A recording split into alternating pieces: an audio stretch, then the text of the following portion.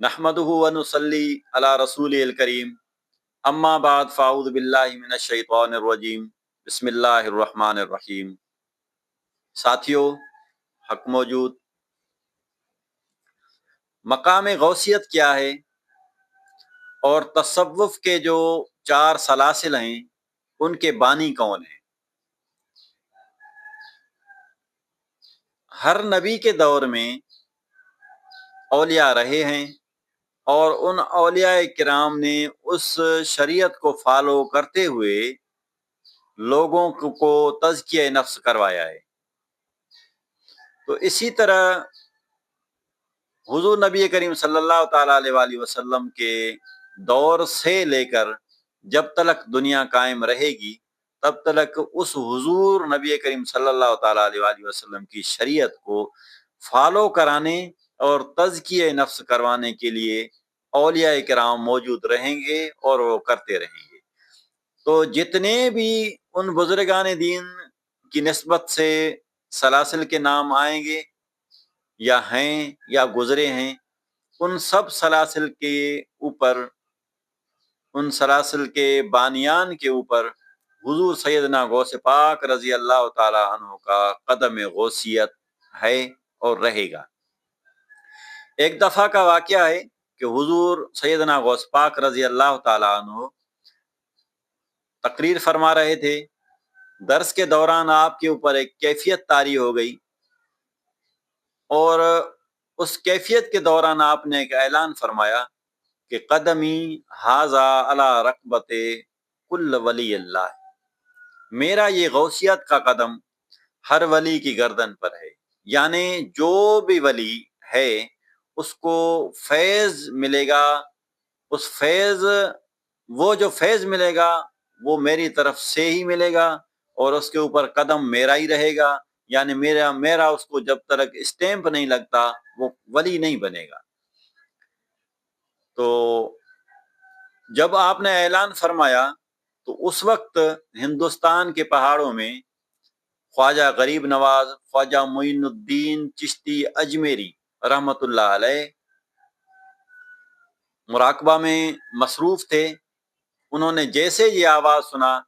تو انہوں نے اقرار کرتے ہوئے یہ الفاظ فرمائے کہ بل قدماک علی رأسی و عینی، یا غوث اعظم آپ کا یہ قدم صرف میری گردن پر نہیں ہے بلکہ میرے آنکھوں پر بھی ہے اور میرے سر پر بھی ہے۔ تو اس سے یہ ثابت ہوا کہ حضور سیدنا غوث پاک رضی اللہ تعالیٰ عنہ کا قدم مبارک چشتیہ سلسلے کے بانی پر بھی ہے، تو یعنی چشتیہ سلسلہ بھی فیض یاب ہوا حضور سیدنا غوث پاک رضی اللہ تعالیٰ عنہ سے۔ اور سلسلہ نقشبندیہ، حضور سیدنا غوث پاک رضی اللہ تعالیٰ عنہ ایک دفعہ کسی دعوت کے سلسلے میں کہیں سفر پر تھے تو خراسان کے علاقے میں قصر عارفان کی جگہ پر، مقام پر آپ کھڑے ہوئے اور آپ نے فرمایا کہ اس جگہ پر ایک مرد کامل پیدا ہوں گے اور ان کے سلسلے کا فیض ہم اسی جگہ پر رکھے ہوئے جا رہے ہیں۔ تو ٹھیک 150 سال کے لگ بھگ بعد حضرت بہاؤالدین نقشبند رحمۃ اللہ علیہ کا جنم ہوا، اور جیسے وہ جوان ہوئے تو ان کے اوپر ایک دفعہ کیفیت طاری ہوئی، اور میں یہاں پہ عرض کرتا ہوا چلوں کہ کیفیت کیا ہے۔ اصل میں جب انسان کی روحانیت کی لنک اللہ تعالیٰ کی ذات بابرکات سے جڑتی ہے تو اس وقت اس کے اوپر ایک کیفیت طاری ہو جاتی ہے۔ کیفیت اس چیز کا نام ہے۔ تو ان کے اوپر کیفیت جیسے طاری ہوئی تو انہوں نے الغیاث الغیاث کے نعرے لگائے اور فیض یاب ہوئے، اور انہوں نے اس طرح فیض پایا، یعنی وہ لنک جڑ گئی اور فیض یاب ہو گئے، اور اعلان بھی فرما دیا کہ آپ کا قدم مبارک میرے سر مبارک پر ہے، آنکھوں پر ہے۔ اچھا، تو حضرت خواجہ غریب نواز رحمۃ اللہ علیہ نے جب اقرار فرمایا تھا تو اس وقت انہوں نے اقرار کرتے ہوئے اپنا سر جھکاتے ہوئے جا کر یہ اپنی پیشانی مبارک زمین پر لگائی تھی۔ یہ ان کی ادا حضور سیدنا غوث پاک رضی اللہ تعالیٰ عنہ کو بہت پسند آ گئی۔ پھر ہوا یوں کہ شیخ شہاب الدین عمر سہروردی رحمۃ اللہ علیہ جب جوانی کو پہنچے،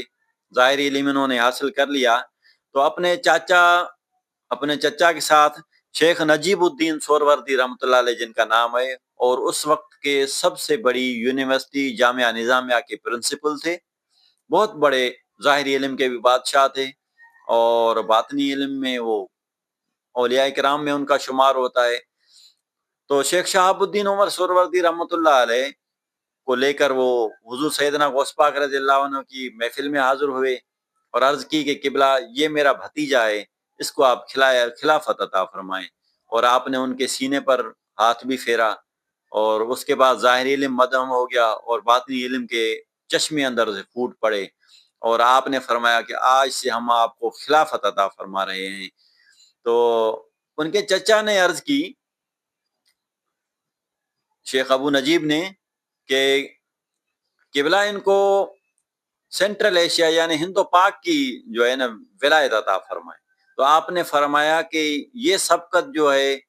غیاث الدین کا بیٹا لے گیا، ان کی عاجزی اتنی تھی کہ ان کو یہ منصب مل چکا۔ یہی وجہ ہے کہ آج ہمارے سینٹرل ایشیا میں سب سے جو زیادہ سلسلہ ہے وہ سلسلہ چشتیہ ہے۔ تو اس وقت شیخ شہاب الدین عمر سہروردی رحمۃ اللہ علیہ کو خلافت بھی عطا ہوئی، اجازت بھی عطا ہوئی، اس کے بعد انہوں نے سلسلے کو چلایا۔ تو یوں سلسلہ سہروردیہ بھی فیض یاب ہوا حضور سیدنا غوث پاک رضی اللہ تعالیٰ عنہ سے۔ تو ان سے باقی رہ گیا سلسلہ قادریہ۔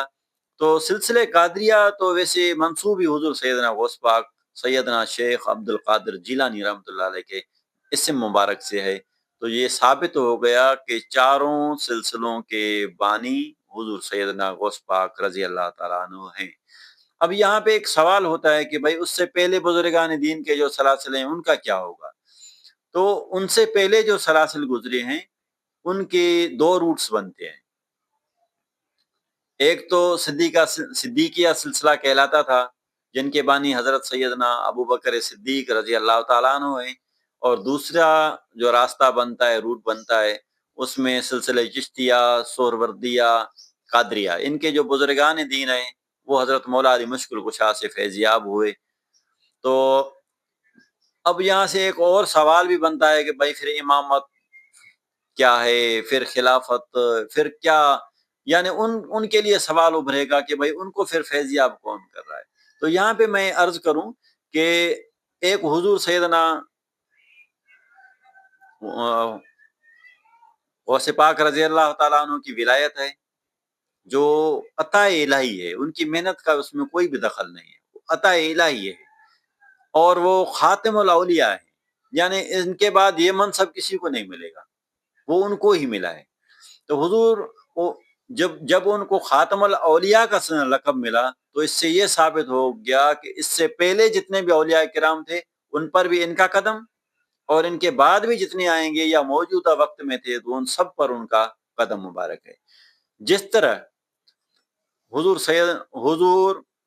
نبی کریم صلی اللہ تعالیٰ علیہ وآلہ وسلم خاتم الانبیاء ہیں، تو جب وہ خاتم الانبیاء ہیں تو ان کے لیے یہ کہیں گے ہم، اور ہمارا یہ عقیدہ ہے کہ جتنے بھی انبیاء کرام پہلے گزر چکے، ان سب کے بعد جب حضور نبی کریم صلی اللہ تعالیٰ علیہ وآلہ وسلم ظہور پذیر ہوئے تو سارے انبیاء کرام پہلے گزر چکے تھے، ان کے اوپر بھی حضور نبی کریم صلی اللہ تعالیٰ علیہ وآلہ وسلم کا جو خاتم الانبیاء کا لقب ہے، یعنی خاتم النبیین ہے، ان کی نبوت کے اوپر ان کی امامت ہے، یعنی آپ امام الانبیاء ٹھہرے، جتنے بھی انبیاء گزر چکے تھے۔ تو اسی طرح اولیاء کرام کا بھی ایک منصب ہے جو اللہ تعالیٰ نے حضور سیدنا غوث پاک رضی اللہ تعالیٰ عنہ کو عنایت فرمایا، عطا فرمایا، تو وہ بھی تمام اولیاء کرام کے اوپر خاتم الانبیاء ہے، ان کے بعد کوئی یہ منصب کسی اور کو ملنے والا نہیں ہے۔ ہاں، ان سے فیضیاب جو اولیاء کرام ہیں جب تک یہ دنیا ہے وہ چلتے رہیں گے۔ تو میں امید کرتا ہوں کہ آج کی یہ گفتگو جتنے بھی طالبان حق ہیں ان کے لیے مفید ثابت ہوگی، اور یہ آخر میں دعا ہے کہ اللہ رب العزت ہمیں مقام غوثیت اور مقام اولیاء کرام کو سمجھنے کی توفیق عطا فرمائے۔ وما علینا الا البلاغ المبین۔